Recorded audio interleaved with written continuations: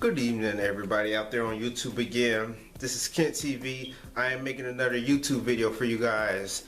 And this video, what I want to talk about this evening is I want to talk about rejection. And this is going to be Let's Talk About Rejection Part 7, okay? I've made 6 parts already, and this is going to be part 7. Going through what I'm going through. Don't listen to what people tell you, because all they're going to tell you is lies. All they're gonna tell you is lies. They may so-called try to help you, but you know, as soon as you take their advice, you end up getting the same exact results, man. People's advice really doesn't work, man. It doesn't work. I'm just a loser, and I'm just a big reject, man. I'm a big reject. This is why I really don't go out and approach women anymore, because I know that I'm going to get clowned. I know that I'm going to get embarrassed. And rejection can be very embarrassing if you get rejected in the public in front of a whole bunch of people. Even though I do try to talk to women in private, and I still get rejected, but they run back and they tell their stupid girlfriends and laugh at me. They make fun of me. And they think that it's funny. It's not funny. Rejection can really make a person feel bad about themselves, man.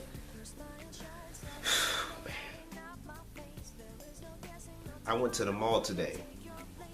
Earlier today, I was at the mall to buy me another hat to add to my hat collection. I went to the mall, right? And I saw so many beautiful women, so many attractive women, man. I wanted to say something, but I couldn't say something because I was out in the public. I was out in the public around a whole bunch of people who was watching and looking, and I couldn't say anything because if I did say something, I knew that those women were going to reject me and embarrass me and make me look stupid in front of all those people, in front of all those sheeple.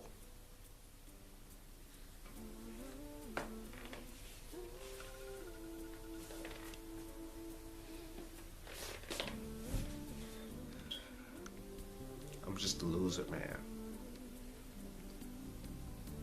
I hide my emotions. If I do get rejected, I hide my emotions and my feelings. And I just say, have a blessed day, and I just walk away. That's what I do. That's what I do, man. If I get rejected, you know, if I get rejected out in public in front of a lot of people, I do the best I can to hide my feelings and hide my emotions. And I do a very good job at hiding my feelings and hiding my emotions. You know, I just say, hey, man. I just say, hey, I say, hey, have a blessed day, and I just walk away, and I go on about my business, man. That's what I do when I get rejected, man.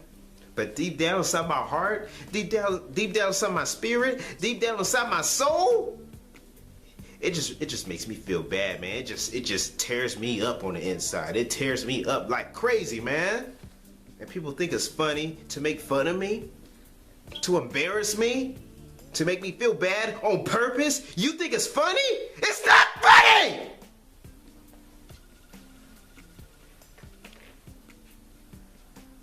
And somebody tell me, oh, Ken, smoke some marijuana, smoke some weed. You want me to go to jail? I'm not going to jail for no possession of marijuana. You're stupid for telling me that.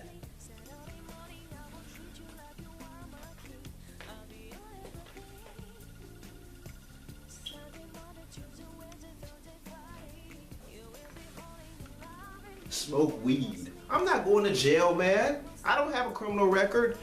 You must want me to go to jail. Telling me to smoke weed. Yeah, I smoke weed. I'll feel good for about 2 or 3 hours. But after 2 or 3 hours, you know, because weed makes you very sleepy. You know, once you wake up, you're going to be back to yourself. Feeling bad. Having low self-esteem. Oh, Ken, once you get an escort, I don't want no woman to like me for the wrong reasons. You're stupid.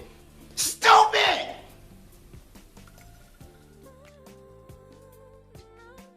Yo, what's up, people? It's your buddy Philko here, reporting live from your mama's house. Doing my things I usually do. And that was Kent. That was actually an old video of Kent's, maybe a year and a half old, whatnot. Just in case you don't know Kent, as you can tell, he's a troubled young man who has problems with girls in his life, or he basically doesn't even have a love life and things of that nature. And he deals with rejection and people making fun of him and things like that. And he loves to talk about it. You know, his new channel is called The World vs. Kent. You can find it on YouTube, The World vs. Kent. And you know, I do speak with him. We talk once in a while on Instagram. And one thing I'm trying to get him to do is to stop deleting his YouTube channel so he can grow and he can reach a bigger audience, which could lead to him doing better things with his life in the future. You know, a lot of people can be helped.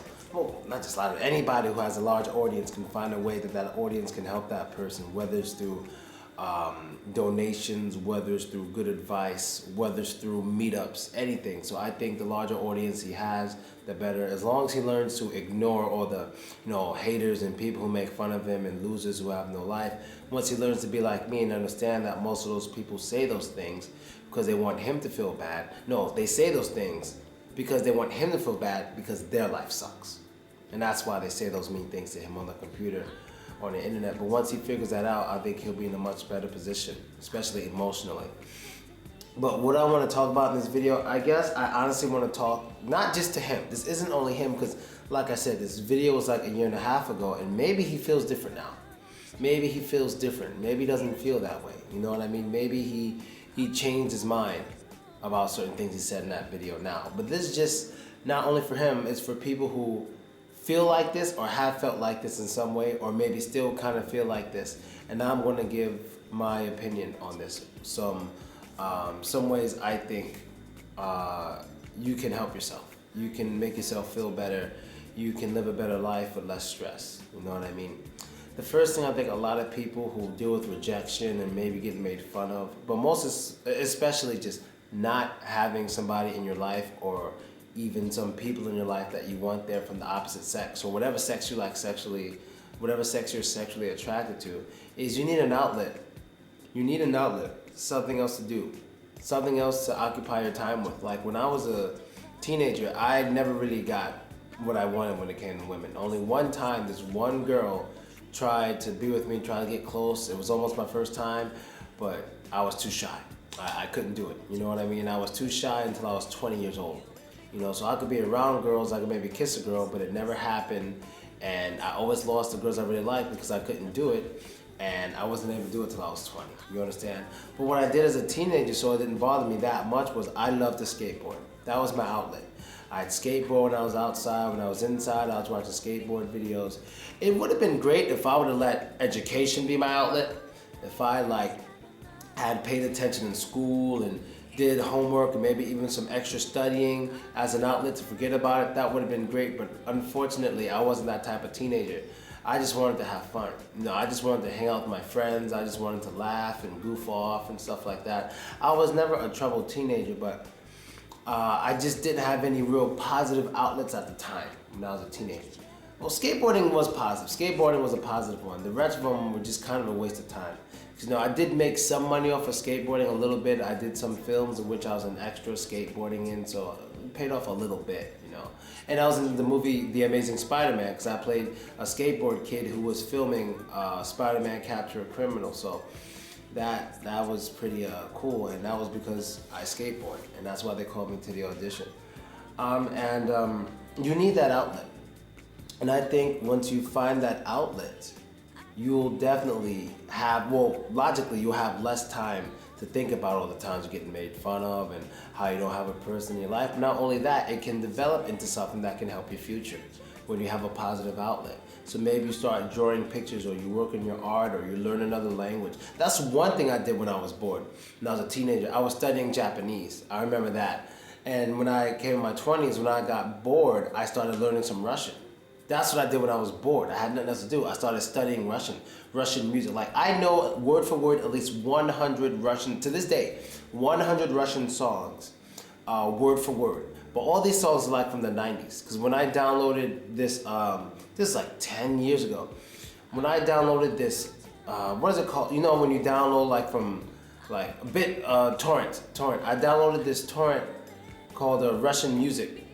And they didn't have any more information on it. So I said, okay, whatever. And all the music from the 90s, like groups called Ruki Verg, Nautilus Pampilus, Maxim, Glucosa, Sveta, and all these musicians that were very popular in the 90s and some in the 80s. I didn't know those songs were that old. But I listened to these songs for years to the point where I learned the lyrics. And some of them where I couldn't understand the lyrics, I would look it up on the internet and I would study the lyrics. Now to this day, and I always impress people when I'm in karaoke, but it's not even that impressive here in Russia.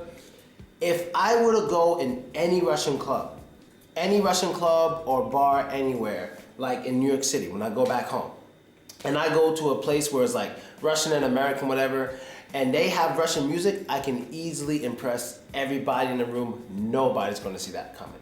And that's all from what? That's from me doing something with my free time. For years, I was working on that with my free time. I didn't think it would amount to where it got me today.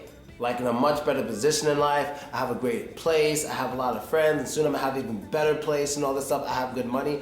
All of this is mostly because of that, from what I was doing on my free time. I toured the whole country, 35 cities, 32 cities. I've been to 35, but I've toured and did speaking clubs in 32 different cities, from fans and all this stuff who wanted to meet me, people giving me gifts, meeting all these girls, and all this stuff is because of the shit I was doing on my free time when no one liked me. That's where it all stems from. So that's what I'm trying to teach people. You gotta start having a positive outlet. Not everything's gonna happen like that. Things take time to build. Why not start now? People don't realize how fast time is. That's one problem people have. They always want things now. Then 2 years later, they're still in the same position. And I'm like, well, if 2 years ago you would have started like I told you to, you wouldn't be in this fucked up situation now. So don't think, oh, that's gonna take too long. Just figure something out and just start working on it. And it has to be something you enjoy, something you have passion for. I think the reason I had passion for studying the Russian music and stuff was because being a black American, most of us we only know one language, English. And my thing at the time was that kind of sucks. You know, a lot of my friends either speak Spanish or some shit, or some spoke Russian or Polish, and they always had like another language to speak with their parents. I'm like, damn, I don't have that. That sucks. Let me study a little something so at least I know something. And that's another reason I started. So I think an outlet, a positive outlet that can have positive effects on your future is a really good idea. It'll help you get your mind off it, and it can help you with your tomorrow. You know what I mean? So I guess that's really it. I guess that's all I really have to say. But I think people dealing with rejection, you need to find a positive outlet because it'll definitely help you out. Now understand, look, and I always say this, you can't help how you feel, but you can help what you do. Even when you try not to think about it, it'll still happen, it'll still pop in your head, and you will still feel a certain way. You will still feel a certain way. But that's life. You gotta do what you gotta do. That's part of being a man, I believe. When you do what you gotta do regardless of how you feel. Like a lot of men don't want to take care of their kids. And I don't like that when they actually don't do it. But I like the ones who buckle down, like, I don't want to have kids, but I messed up, I got this girl pregnant, so I'm going to take the responsibility, be a man, and take care of my children. That's doing what you need to do instead of following how you feel. You know what I mean? So, yeah, that's basically it, people. I'm out. Later.